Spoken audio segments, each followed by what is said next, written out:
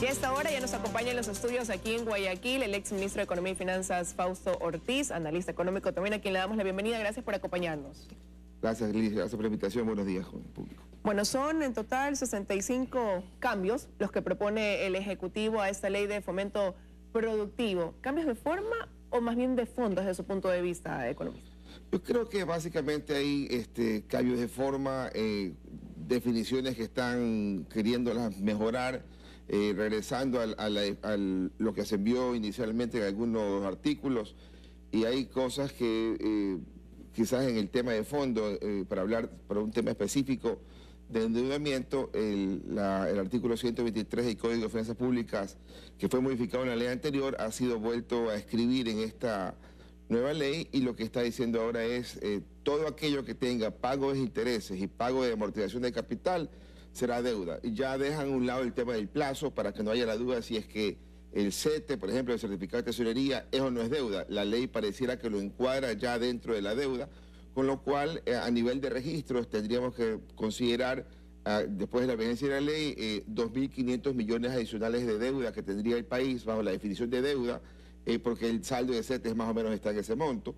Lo mismo en el tema de la preventa petrolera, ya sortearíamos esta dificultad de saber si la preventa petrolera es o no es deuda. Toda vez que la preventa petrolera tiene intereses, también tiene un pago de capital, por lo tanto dentro del 123 se debería definir claramente como deuda, tal como también lo decía el informe de Contraloría.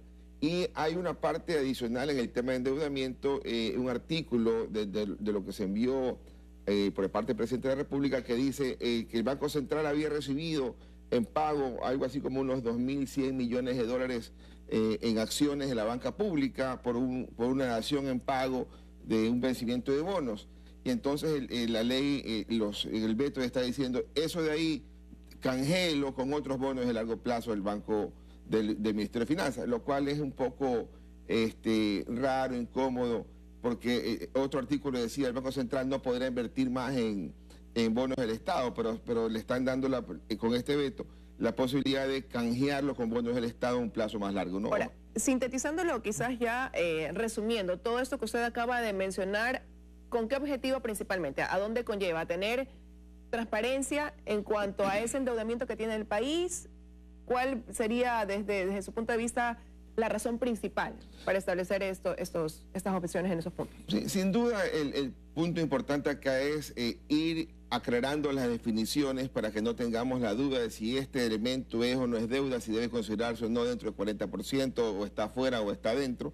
Creo que transparenta mucho el concepto de endeudamiento público, no está generando una deuda adicional, lo que está haciendo es simplemente reconociendo, como debería haber sido desde el principio, el tema del endeudamiento de largo plazo del país. Luego lo otro, va a pasar tranquilidad al inversionista internacional de que ya estén mucho más claras las definiciones. La regla fiscal también la han aclarado un poco, le han dado ciertos grados de libertad para cuando hay alguna crisis económica que pueda ser un poco empujada hacia más adelante. Inclusive creo que el gobierno se da un margen, un grado de libertad.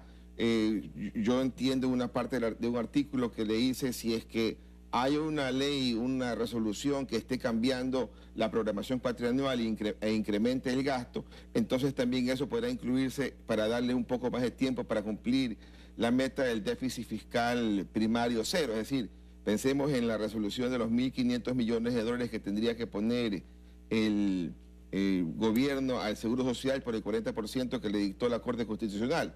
Eso no estaba en la programación cuatrienal, por lo tanto eso se va a incorporar y quizás el gobierno ahí logre un tiempo más para ir recuperando la posibilidad de llegar a cero en el déficit fiscal. Ahora, el ministro Martínez decía ayer en este espacio que esta ley llega en el mejor momento para propender a la reactivación económica y a la generación, por ende, de empleos, considerando también esas cifras que acabamos de obtener en cuanto a cómo estamos en ese tema de desempleo, subempleo, y considerando que solamente un 38% de la población económicamente activa tiene un empleo adecuado. Con los cambios o esas opciones que se están dando, esa ley mantiene el concepto de incentivar la inversión que propende o que promueve a su vez esto de reactivar la economía. A ver, la ley llega tarde, ¿no? Llega tarde porque el presidente de la República la ideó, la presentó en abril cuando había un ministro de Finanzas, luego cambia y hay otra ministra de Finanzas, luego cambia y hay un tercer ministro de Finanzas. La ventaja de haberse atrasado en la ley, llegar a la Asamblea y que sea aprobada en las siguientes semanas, es que ha sido mejorada y ha incorporado elementos positivos para que el sector empresarial pueda invertir con mucha más tranquilidad, traer recursos con mucha más tranquilidad, conseguir endeudamiento ya dentro del marco legal. Es decir, ese es el elemento positivo. La espera nos está atrasando un poco, pasando factura, pues no tenemos los recursos como Estado para poder invertir. La inversión pública está muy baja, porque falta financiamiento, pero al menos este atraso ha incorporado elementos positivos en la ley. Ahora, con este cambio que se siente, que se evidencia dentro del manejo económico, en el que también se están dando paso a abrirse mercados para lograr alianzas estratégicas que también traigan esta inversión y que por ende dinamicen nuestra economía, con esta ley, tal y como está ahora, la ley de fomento productivo, ¿se encuentran las condiciones y el apoyo necesario para lograr este objetivo? Sí, hay incentivos para que el sector privado invierta, pero también hay que estar claro, la ley está diciendo que el déficit fiscal tiene que ir bajando.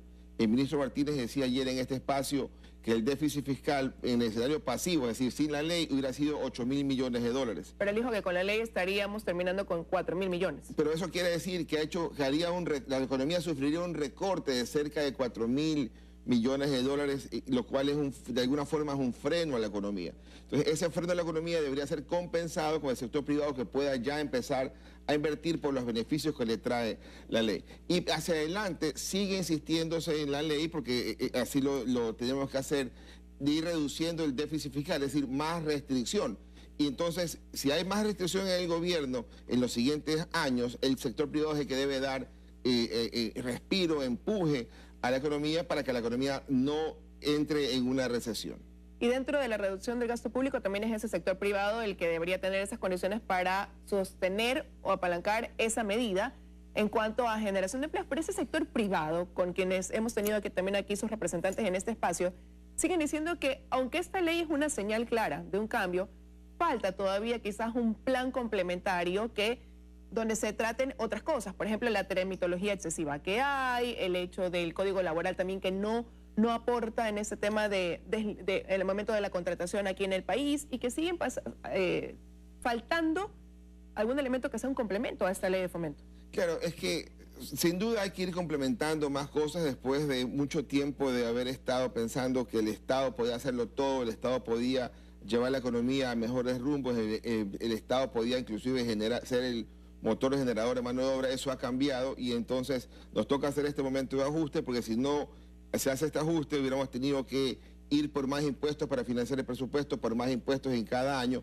Entonces eso al menos nos está dando una señal de que pudiéramos tener menos impuestos en el futuro con necesidad para ponerlos en el presupuesto, pero necesitas entonces que el sector privado participe y en esa ruta el sector privado tendrá que ir comentando al ministro de Finanzas, presidente de la República, qué más hace falta para poder incorporarlo y que el sector privado pueda participar.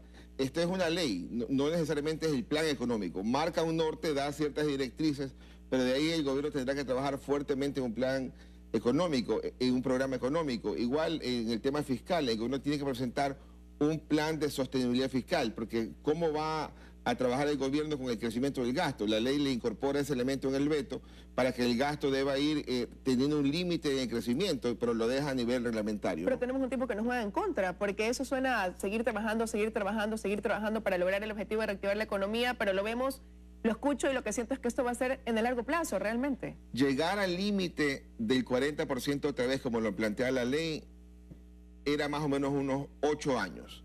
Con el cambio de incorporar la dación en pago de las acciones del Banco Central a deuda, canjeado por bonos, que son unos 2.500 millones de dólares más, eso nos puede atrasar 1 o 2 años más para poder llegar a esta meta del 40%. Es decir, lo que quiere decir que no se daría dentro de este gobierno, sino en el tercer gobierno. ¿Por qué? Porque los últimos 4 años del gobierno Correa, del 2013 al 2016, el déficit fiscal fue más de 20.000 millones de dólares, el endeudamiento fue más de 20.000 millones de dólares. En ese periodo de tiempo, en el 2016, se rompió el techo de endeudamiento y pasó del 40%. El gobierno el anterior debió haber ajustado, no lo hizo y le toca a este gobierno empezar el ajuste. Y claramente este gobierno es un gobierno de transición, es un gobierno que debe ir hacia la transición, ir hacia el ajuste y no tenerle miedo al ajuste. Sabemos que el ajuste es originado y causado por el gobierno anterior en el derroche del gasto y descontrol. Este gobierno le toca ajustarlo. Pero ese ajuste puede conllevar un alto costo político, porque hablaríamos de medidas agresivas.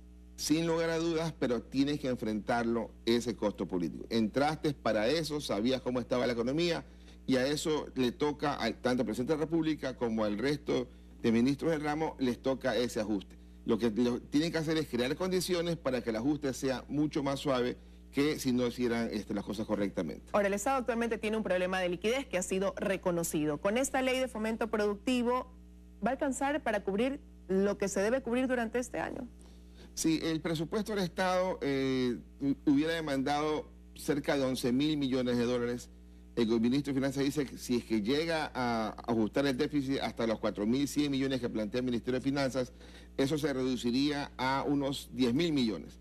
Hemos conseguido como país en los primeros 6 meses del año unos 4.500 millones de dólares. Todavía le falta al gobierno identificar otros 5.500 millones de dólares. Esos recursos tienen que entrar, no solamente para el gasto, tienen que entrar también para pagar amortización, que le falta de pagar unos 2.500 millones de dólares en lo que va del resto, en lo que le falta al año. Por lo tanto, será importante, una vez aprobada la ley, eliminado el tema de si el siguiente dólar que ingrese va a ser legal o ilegal, ya superado el tema con la aprobación de la ley, le toca al Ministerio de Finanzas ir a buscar plata. El asunto acá es, ¿voy a los mercados internacionales hoy día o voy a los mercados internacionales allá por octubre, noviembre o diciembre? ¿Y por qué la pregunta? Porque el riesgo país hoy día está arriba de 600 puntos. Es decir, hoy día ir a conseguir plata afuera le va a costar al país 9%. El gobierno tendrá que hacer algunas medidas para que eso vaya disminuyendo y poder conseguir plata más barata de largo plazo. ¿Y eso podría ir disminuyendo entonces en los próximos meses? En la medida que el gobierno vaya dando pasos firmes en la reducción del déficit fiscal, como lo está planteando el ministro Martínez, pasos firmes en la incorporación de inversión privada en la economía, que es lo que plantea la ley, en esa medida el riesgo país podría ir disminuyendo y si es que lograra el gobierno conseguir financiamiento, bien sea de multilateral, CAF, así como lo consigue con el FLAR, como 350 millones, o recursos del mismo Fondo Monetario Internacional dentro de algún acercamiento y ajuste en el largo plazo sin cosas bruscas, entonces quizás eso puede ir disminuyendo esa tasa de interés para el país. Ahora, considerando los tiempos, porque la Asamblea tiene 30 días para poder allanarse a este veto, esto estaríamos hablando finales de agosto más o menos, el próximo mes. Considerando todo esto de aquí, los resultados que se vean de lo que se plantea a través de esta ley de fomento productivo, que como usted dice es un paso dentro de y falta este plan económico macro, los resultados los veríamos, quizás comenzaríamos a sentirlos a partir del próximo año. Los resultados se están sintiendo ahora, el estancamiento, el ritmo más lento de crecimiento. El Banco Central había estimado para el 2018 un 2% de crecimiento, que era apenas superior al nivel de crecimiento vegetativo de la población. Yo creo que por estos días los números deben estar pensándose mucho más en un 1.5% de crecimiento, toda vez que el primer trimestre tuvo resultados inclusive negativos con relación al trimestre previo. Por lo tanto, el resultado, el ajuste se empieza a sentir. El asunto es cómo suavizas el ajuste para que no sufra el empleo.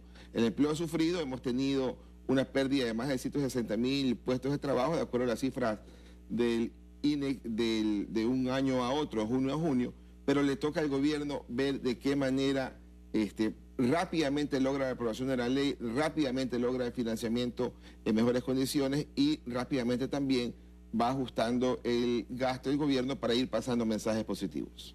Ahora, ese ajuste viene por una decisión política, ya ha quedado sumamente claro aquí, y yo leía en su cuenta de Twitter un mensaje bastante agresivo, de una propuesta bastante agresiva. Usted decía que hay que alejarse de estas amistades, y amistades se refería al subsidio de los combustibles que nos hacen daño y de las drogas, y droga para usted, déficit fiscal y endeudamiento, de forma gradual para no matar a ese paciente, y habla que la medicina podría ser un par de puntos del IVA. Medidas como estas, tan radicales, ¿hasta cuándo podrá el gobierno aguantar sin plantearse el poner en marcha un plan quizás como este? Sí, primero, ¿por qué las medidas? Si uno toma los datos del 2009 al 2017, hay 20.000 millones de dólares en subsidio de combustibles. En ese mismo periodo de tiempo, para el sector público no financiero, el déficit fiscal fue 30.000 millones de dólares. Es decir, de alguna manera, si no hubiéramos tenido un subsidio de combustibles, no hubiéramos tenido un déficit fiscal de 30.000 millones, ni hubiéramos requerido también 30.000 millones de dólares de endeudamiento. Es decir, hay que estar claros. El subsidio de combustibles, que en muchos casos es subsidio, en el caso de las gasolinas, es subsidio para gente que no necesita el subsidio, ¿verdad? No decimos el subsidio del gas, que hay gente que necesita el subsidio del gas. No decimos el subsidio del diésel por el transporte público. Hay cierto subsidio que es dañino porque no lo necesita. Pero sin embargo, la medicina que usted plantea sí nos afectaría a todos, un par de puntos en el IVA. Eso sí es una medida que llega de afectación para todos. Para este año, 2018, el subsidio de combustibles podría llegar a 2.000 millones de dólares, de los cuales quizás 1.200 millones es el diésel, 400 por redondear naftas y 400 gas. No puedes corregir seguramente el gobierno todo el problema de los combustibles. Entonces, ¿qué vas a necesitar? Compensar lo que no puedes corregir con algún otro ingreso. Y no tanto para el año 2018, que está bastante bien jugado, es para el año 2019. Pero sigue siendo la misma fórmula de receta, impuestos, o sea, ir a esta medida de recaudación tributaria. Claro, el gobierno está diciendo, voy por el ajuste de gasto, voy al ajuste de gasto en el lado de la inversión pública, y tiene que ir el gobierno también hacia el ajuste de gasto del gasto corriente. Pero para el año 2019 hay dos elementos que no se repiten de este año. El primero, la remisión tributaria. Supongamos que la remisión tributaria pudiera ser este año unos 700 millones de dólares. Ese valor no se repite el año siguiente, por lo tanto el déficit fiscal por ese valor aumenta. ¿Qué otro recurso no teníamos este año? Los 1.500 millones de pago de Seguro Social por el 40%. Lo vamos a tener el próximo año. Entonces, estamos hablando de que son cerca de 2.000 millones de dólares de ingresos y gastos que afectan el déficit del año 2019. Si no lo queremos ver desde ahora, es un problema. Hay que verlo, y por eso un poco el asunto es, ¿de qué me puedo librar? De las malas amistades que me hacen daño, que es el subsidio de combustible. ¿Y de qué tengo que también hacer a un lado? Esta droga que tuvo el gobierno anterior de recurrir al déficit fiscal y al endeudamiento. Es decir, eso hay que alejarse. Si no me puedo alejar completamente, tengo que hacerlo gradualmente y al menos pudiera utilizar, compensarlo el tema del IVA. Inclusive uno puede también llegar a imaginarse que quitas el 5% de la serie de divisas y lo compensas con 2 puntos del IVA. Es complicado, son los mismos valores, pero la economía no está en capacidad de quedarse sin actuar. Y a los que están en el poder les toca actuar. Nos quedamos con algunas otras inquietudes, pero el tiempo no nos permite seguir explorando más en este tema. Quiero agradecerle su presencia esta mañana aquí en los desayunos de 24 horas, economista.